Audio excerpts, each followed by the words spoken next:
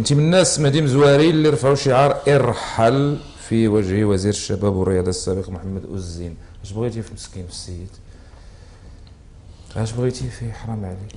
لا شوف انا تصور ودير ارحال وتحطها في الفيسبوك. واش دار لك؟ واش دار لك؟ انا هذاك النهار اولا انا كنت وضعت سؤال اني مورا الفضيحه ديال انت عجبتك بعدا داك الفضيحه اللي وقعت في الملعب ديال مولاي عبد الله. كتوقع الافات كيوقعوا بحال الاخطاء التحكيميه. دابا انت كمغربي وجالس كتفرج في اورو سبور وشفتي المعلقين الفرنساويين شنو تيبهدلوا فيه. الافات كيوقعوا. ودرتي الجزيره فاش غدير؟ الشتا يمكن دير هكاك في ملعب مصوب مزيان. انا شوف انا ما كنقولش مزيان صوب التيران ولكن ما كنفيش عليه المسؤوليه السياسيه. ولا هو نفع. علاش ينفع؟ وهذاك الكاتب العام وهذاك اللي مشعزل شكون يعينهم؟ هو اللي يعينه. انا هذاك النهار انا قلتها في الستاتيو اللي عملت وانا كنت واقيلا اول واحد دار ذاك كبرلماني وتشوف يمكن اول واخر واحد واقيلا اول واخر واحد وتنتقدت ولكن من بعد هذا الحمد لله تيسير. انا ذاك النهار كان خص يجي الوزير ذاك الصباح للبرلمان باش يدير واحد يجاوب على اسئله انيه حول فضيحه الملعب. ما جاش بدعوى انه عنده ماتش في مراكش خصو يدير البروتوكول فيفا الى اخره، مع انه كان يجي للبرلمان بين الجوج والجوج ونص يجاوب ويمشي لمراكش بلاطير تما راه يتسنى حتى الخمسه. كان الماتش مع الخمسه اعتقد ديال الريال مدريد. اعتذر في الصباح ديال الجلسه عن عدم الحضور مع ان القضيه تعتبرت قضيه وطنيه مهزله دوليه. اييه انا بقى فيك الحال.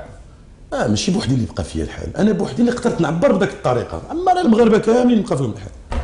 ماشي حسابات قديمه مع أوزين مثلا؟ ابدا ما عندي حتى شي حساب مع شي أوزين. وخصك تعرف واحد القضيه انا أوزين صديق ديالي سنوات طويله هذه، انا ما عندي معاه حتى شي حساب.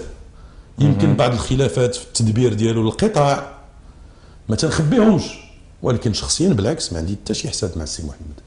ولكن انا مني درت ذاك ارحل واحد رد فعل لواحد المواطن مغربي قبل ما برلماني ما حتى شي حاجه كان خصني نقولها ليه الصباح في الجلسه. كون جا كنت غنقول له تحمل مسؤوليتك وسير في حالك. في جلسه دستوريه مني ما جاش درت داك الطريقه ديال التعبير اللي ما كنتش انا الاول داك الساعه اللي بديتها. راه واحد الالاف والالاف والالاف ديال المغاربه اللي بداو كيعبروا عليها، وماشي فقط فضيحه المركب هي اللي خلات الناس يجيو له. ايوا عرفتي السي محمد الطابور الخامس والاتهامات للصحافه والطريقه المستفزه باش كان كيهاجم الناس، وانت شفتي هذا الشيء كامل. ما شفتوها شفتها لك كنت معاه في البرلمان. لا وانت تبعتي. مع الاسف القطاع عرف واحد التراجع كبير. ولكن راه هذا الشيء ما فيه حتى شي حاجه شخصيه.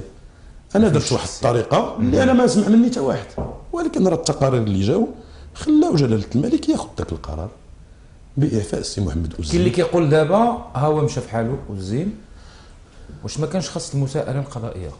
هادو كيدبروا المسائل، الناس اللي مكلفين بهذا الشيء يدبروا هذا الشيء. الا كان ما يستدعي، انا نقول لك موقفي الشخصي، الا كان هناك ما يستدعي المساءله انا ما يمكنش تكون ضدها.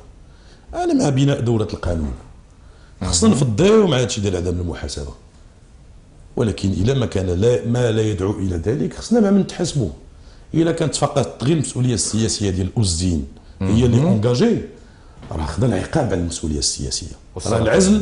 راه العزل بمثابه عقاب على تحمل المسؤوليه السياسيه. ولكن خصنا نعرفوا الشيء الاخر، هاد الصفقات والشركات وداك المكالمات اللي سمعوا لهم راه داروا تحقيقات على اعلى مستوى، وداك الشيء عميق.